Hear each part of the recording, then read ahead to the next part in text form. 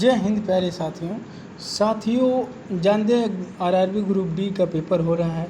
उसमें 24 अगस्त की जो मतलब थर्ड शिफ्ट में क्वेश्चन आए थे, वो क्वेश्चन आपके सामने रखने का प्रयास करूंगा।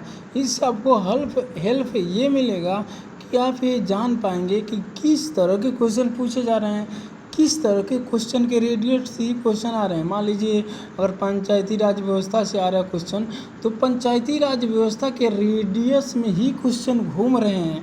अभी तक तो पैटर्न यही कर रहा है, जो पैटर्न आ रहा है इस शिफ्ट में ऐसे ही आ रहा है, क्योंकि अब देखेंगे तो यही पैटर्न फॉलो कर रहे हैं। हाँ, क्वेश्चन अगर मान लीजिए पंचायती राज व्यवस्था तो उसी सर्कल में पूछ रहा है, क्योंकि एक सर्कल में पूछा था विषय कितने होते हैं, तो एक में पूछ लिया किस अनुच्छेद में होता है, तो ये 29 विषय होते हैं, 40वां अनुच्छेद होता है। तो ऐसे ही पूछ रहा है करके घुमा के हैं, तो ये पढ़ लेना। अब आइए क्वेश्चन आपके सामने रख रहा हूँ, देखिए आप कहाँ तक जान पा रहे हैं और अपना कमियों को परख लीजिए एग्जाम से पहले, बेटर होगा। आवर्त सारणी में कैल्शियम को कहाँ पर रखा गया है? तो भाई साहब, हमें आपको उम्मीद आप जहाँ पढ़ रहे होंगे एक पीरियाडिक टेबल लगा के बैठे होंगे, इससे आपको अच्छे से समझे होंगे। पीरियाडिक टेबल एक बार पढ़ लेंगे बढ़िया से तो एक नंबर एकदम कन्फर्म हो जाएगा। देखिए, तो आंसर है दूसरे समूह में कहाँ पर कैल्शियम रखा गया है, तो दूसरे समूह में कैल्शियम रखा गया है। रासायनिक चिन्ह क्या है, तो Ca इसका रासायनिक है कैल्शियम का। परमाणु संख्या कितनी है, तो परमाणु क्रमांक वही परमाणु संख्या इसका 20 है। अच्छा, दूसरा क्वेश्चन है, ये सब आए हुए हैं 24 अगस्त के थर्ड शिफ्ट के क्वेश्चन हैं। रौलट एक्ट 1919 को किसके द्वारा काला कानून बताया गया? तो महात्मा गांधी द्वारा इसे काला कानून करार दिया गया था। अच्छा, भारतीयों ने भी इनके साथ मिलकर काला कानून मना मतलब काला कानून समझा और गांधी जी इसे समझाने में कामयाब हुए, इसीलिए रौलट एक्ट वापस गया। ये ना दलील ना वकील, एकदम वैसे ले जाके टांग के जेल में बंद कर देते हैं सब। बताइए ये कौन सा कानून होता है? अच्छा, इसके जांच के लिए हंटर आयोग आया था, जानते हैं किसके लिए? चलिए वाला बाघ हत्याकांड के लिए। अच्छा, H2O भाई साहब, ये O है, 2 यहाँ होना चाहिए। H2O में हाइड्रोजन का प्रतिशत कितना होता है? तो हाइड्रोजन का प्रतिशत 11.1 होता है। देखिए, इसमें हाइड्रोजन का प्रतिशत 11.1 होता है। ऑक्सीजन का प्रतिशत मात्रा 88.9% होता है। इसीलिए जल पीना चाहिए, जल में ऑक्सीजन लेवल। और देखिए, वेंटिलेटर लोग जाते हैं ऑक्सीजन पीते हैं, आप भी पानी इतना पीजिए कि आपको पानी की आवश्यकता पूरा करेंगे तो आपके अंदर ऑक्सीजन भी मिलता रहेगा, हैं।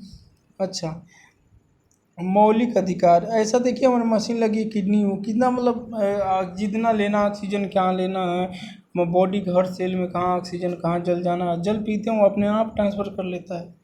अच्छा, मौलिक कर्तव्य को कौन से संविधान संशोधन में जोड़ा गया? भाई साहब, मौलिक कर्तव्य जो है रसिया से लिया गया, वो कौन अनुच्छेद में किस संशोधन द्वारा जोड़ा गया? तो 42वें संविधान संशोधन, अब तक का सबसे बड़ा संशोधन 42वां संविधान संशोधन है, जो 1946 में 1976 में हुआ था, जो 1976 में हुआ था। और इसे मिनी का संविधान बोला जाता है, क्योंकि बहुत बड़ा संविधान था। इसी संविधान के दौरान मौलिक कर्तव्यों को संविधान में जोड़ा गया। संविधान में सभी मौलिक कर्तव्यों को जोड़ा गया इसी संशोधन के हिसाब से। अच्छा, शीतकालीन ओलंपिक 2022 चाइना, भाई साहब कोरोना वाला चाइना है, 2022 में कहाँ पर आयोजित किया गया था? तो 22 शीतकालीन ओलंपिक कोरोना वाला चाइना में क्या हुआ था, होस्ट किया था 4 से 20 फरवरी 2022 के बीच। इंदिरा गांधी के समय में रुपया का अवमूल्यन है, अवमूल्यन कब हुआ था? तो इंदिरा गांधी के समय में मुद्रा का अवमूल्यन 1949 पहले देखिए, प्रथम बार 1949 में सर्वप्रथम रुपये का अवमूल्यन हुआ, उसमें जान ही रहे हैं पंडित जवाहरलाल नेहरू थे। दूसरी बार मुद्रा का अवमूल्यन 6 जून 1966 के हुआ, और उसमें पंडित जवाहरलाल नेहरू, मतलब उसमें देखिए कई लोग आ गए थे उस वक्त। क्या हो गए थे, मतलब उस वक्त देखेंगे कि लाल बहादुर शास्त्री जाकर उनका निधन हो गया था रहस्यमय तरीके से। तो तब तक देखिए मुद्रा का अवमूल्यन क्या हुआ, 6 जून 1966 को हुआ। और तीसरी बार मुद्रा का अवमूल्यन 1 जुलाई 1991 को हुआ। ठीक ना। अच्छा, गौतम बुद्ध को ज्ञान की प्राप्ति कहाँ हुआ, तो गौतम बुद्ध को ज्ञान की प्राप्ति बोध गया लुम्बिनी, भाई साहब जानते ही होंगे। 11वां मौलिक कर्तव्य कब जोड़ा गया, 11वां मौलिक कर्तव्य 86वें संविधान संशोधन 2002 में जोड़ा गया मौलिक कर्तव्य 11वें। अच्छा, महेंद्रगिरी पर्वत कहाँ पर स्थित है, तो उड़ीसा के गजपति जिले में स्थित है। और कार्यपालिका का सर्वोच्च कौन होता है, तो राष्ट्रपति कार्यपालिका का सर्वोच्च होता है। और नाट्यांजलि नृत्य महोत्सव तमिलनाडु में कब मनाया जाता है, तो फरवरी मार्च महीने में मनाया जाता है। सदैव आभासी सीधा प्रतिबिंब प्राप्त करने के लिए किस प्रकार के दर्पण का प्रयोग करेंगे, तो उत्तल दर्पण का प्रयोग करेंगे, कॉनकेव मिरर का। अच्छा, भारत में कितने भाषा विश्वविद्यालय हैं, तो भारत में 6 भाषा विश्वविद्यालय हैं। इनमें से 3 समवत विश्वविद्यालय और 3 केंद्रीय विश्वविद्यालय हैं, यानी इसे सामान्य विश्वविद्यालय कह सकते हैं, 3 केंद्रीय विश्वविद्यालय हैं। अच्छा, ये है 2022 का शीतकालीन ओलंपिक में एकमात्र भारतीय टीम का प्रतिनिधित्व किया था, मतलब एकमात्र व्यक्ति भारतीय टीम का प्रतिनिधित्व किया था। उसका नाम क्या था भाई साहब, बहुत इंपॉर्टेंट है। एक खिलाड़ी भेजा इंडिया चाइना में। इसे समझ सकते हैं चाइना और भारत का संबंध इस वक्त तक कितना नाजुक दौर से गुजर रहा है।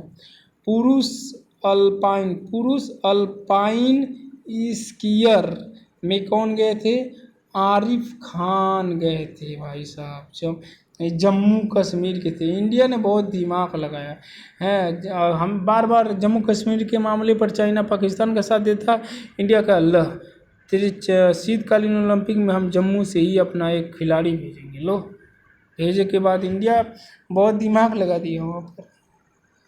अच्छा, ये न्यूमेरिकल वैल्यू है। यहाँ पूछा कि अगर आर यानी प्रतिरोध 15 है और विभवांतर मतलब वोल्टेज 5 है, तो आई है भाई साहब 1 नहीं है भाई, आई है। ये आई की वैल्यू क्या होगी, आई की वैल्यू पूछ दिया है। तो जानते भी देखिए फार्मूला दे V=IR, तो हमें क्या निकालना, आई निकालना है। तो हम क्या करेंगे, अब V/R कर देंगे। ठीक, V/R करेंगे तो क्या हो जाएगा, V की वैल्यू कितनी है, V की वैल्यू दिया 5, यहाँ रख देंगे 15, काट देंगे तो क्या हो जाएगा, यहाँ मान लीजिए 5 रख देंगे। तो 5 से 5 कटे, 5 से 15, 1/3 होगा, यानी 1/3 इसकी वैल्यू होगी। पॉइंट में काट सकते हैं, पॉइंट में काटेंगे तो 0.3333 ऐसे आएगा। मानव नर में कितने गुणसूत्र होते हैं, भाई साहब 23 जोड़ी होते हैं और 46 गुणसूत्र होते हैं। तो जोड़ी पूछा नहीं है, देखिए यहाँ जोड़ी नहीं पूछा, मानव नर में कितने गुणसूत्र होते हैं, तो 46 क्या होते हैं, गुणसूत्र होते हैं। और जोड़े पेयर की बात करेंगे तो 23 जोड़े यानी 23 पेयर होते हैं। अच्छा, पौधे किस समय कार्बन डाइऑक्साइड को अपशिष्ट के रूप में बाहर निकालते हैं, यानी पौधे मैदान करते हैं, यानी पौधे का अपना मतलब अपशिष्ट बाहर निकालते हैं, कार्बन डाइऑक्साइड छोड़ते हैं। तो भाई रात में क्या करते हैं, पौधे रात के समय श्वसन के दौरान अपशिष्ट के रूप में बाहर निकालते हैं। पौधे रात के समय श्वसन के दौरान अपशिष्ट हुई कार्बन डाइऑक्साइड बाहर निकालते हैं। दिन में खूब ग्रहण करेंगे, ऑक्सीजन छोड़ेंगे, और रातिया में क्या करेंगे, CO2 छोड़ेंगे, मैदान करेंगे, यानी इसीलिए रात में वृक्ष के नीचे नहीं सोना चाहिए। अच्छा, इसरो ने आज पीपल, अच्छा ऐसा कौन सा वृक्ष है जो दिन रात ऑक्सीजन छोड़ता है, कमेंट करो। इसरो ने फरवरी 2022 में PSLV C-52 द्वारा किस रॉकेट को लॉन्च किया भाई साहब, जो असफल हो गया यानी क्षतिग्रस्त हो गया। EOS-04 था जो रॉकेट उड़ा था, लेकिन हमारा रॉकेट क्षतिग्रस्त हो गया।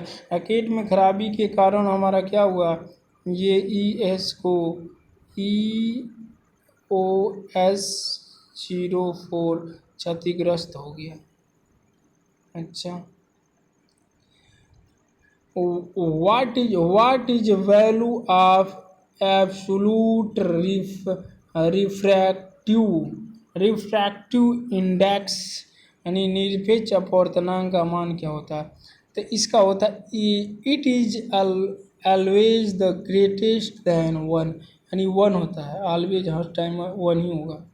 अच्छा, जंतु में लिंग निर्धारण किस पर्यावरण कारक पर निर्भर करता है? भाई साहब तापमान पर निर्भर करेगा, क्योंकि वो उसी पर निर्भर करेगा, उसके जलवायु कैसी है, तापमान कैसी है। हाँ देखिए, अधिकांश जंतुओं में लिंग निर्धारण गुणसूत्रों के अंतर से निर्धारित किया जाता है। अधिकांश में तो गुणसूत्रों के क्या होगा, गुणसूत्रों में अंतर पर निर्धारित कर लिया जाएगा। और पर्यावरण कारक क्या होगा, जैसे तापमान, पर्यावरण कारक। तो यहाँ पर्यावरण कारक पूछा है तो हम क्या बोलेंगे, तापमान बोलेंगे। अच्छा, अब आ जाते हैं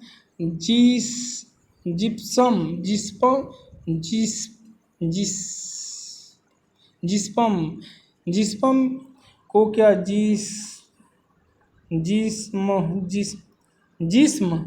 जिस्पम होना चाहिए, यानी जिस्म को कितने टेम्परेचर पे गर्म करने पर प्लास्टर ऑफ पेरिस प्राप्त होगा? तो देखिए, जिप्सम को क्या करेंगे हम, 120 डिग्री सेंटीग्रेड पर गर्म करेंगे तो ये क्या होगा, प्लास्टर ऑफ पेरिस बन जाएगा, क्योंकि सारा पानी उड़ जाएगा। देखिए, जिप्सम को 150 डिग्री सेंटीग्रेड पर गर्म करने पर यह पानी के अणुओं को खो देता है, यानी सूख जाता है, उड़ जाता है, तो सफ़ेद पाउडर बन जाता है, जिसे प्लास्टर ऑफ पेरिस कहा जाता है। और प्लास्टर ऑफ पेरिस का सूत्र क्या है, तो CaSO4 इंटू 2H2O होगा, CaSO4 इंटू 2H2O होगा। देखिए,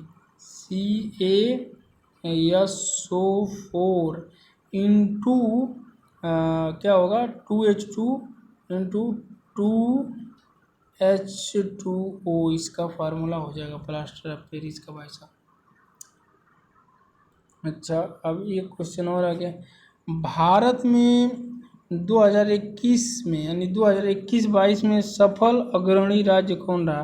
भारत में 2021-22 में फसल अग्रणी राज्य, यानी फसल में 21-22 के जो समय पीरियड है 21-22 में, उसमें फसल में अग्रणी कौन रहा? तो शीर्ष पर उत्तर प्रदेश राज्य रहा उत्पादन में। उत्तर प्रदेश शीर्ष उत्पादन बना रहा, यानी बन गया, शीर्ष उत्पादन उत्तर प्रदेश बन गया। अभी क्या, बिश्नोइया समाज किस राज्य से संबंधित है? भाई साहब, बिश्नोइया समाज राजस्थान से संबंधित है। बिश्नोई यहाँ के राजा हुए थे, उनका मतलब उनको विष्णु का अवतार माना जाता था, तो वहाँ से बिश्नोइया, जाट होते यही से रिलेटेड है। हाँ देखिए, जाट लोग इसी से रिलेटेड हैं। बिश्नोइया अथवा बिश्नोइया उत्तर पश्चिमी भारत के पश्चिमी राजस्थान की एक पर्यावरण प्रेमी पंथ संप्रदाय है। इस पंथ के संस्थापक शंभोजी महाराज हैं भाई साहब, शंभोजी महाराज हैं। शंभोजी महाराज द्वारा बताए गए 29 विषयों का पालन करने वाला बिश्नोइया कहलाता है। बिश्नोई शब्द की उत्पत्ति 20वीं से 19वीं शताब्दी में बिश्नोई से हुई थी। कई मान्यताओं के अनुसार श्री गुरु जाम्बेश्वर भगवान विष्णु के अवतार माने गए। इनसे बना बिश्नोइया शब्द कालांतर में परिवर्तित होकर बिश्नोई अथवा बिश्नोइया हो गया। अधिकांश बिश्नोई जाट जाति से हैं, ठीक ना। अब आगे आते हैं ख़त्म हो गया। तो ठीक है, मिलते हैं अगली वीडियो में, तब तक के लिए जय हिंद।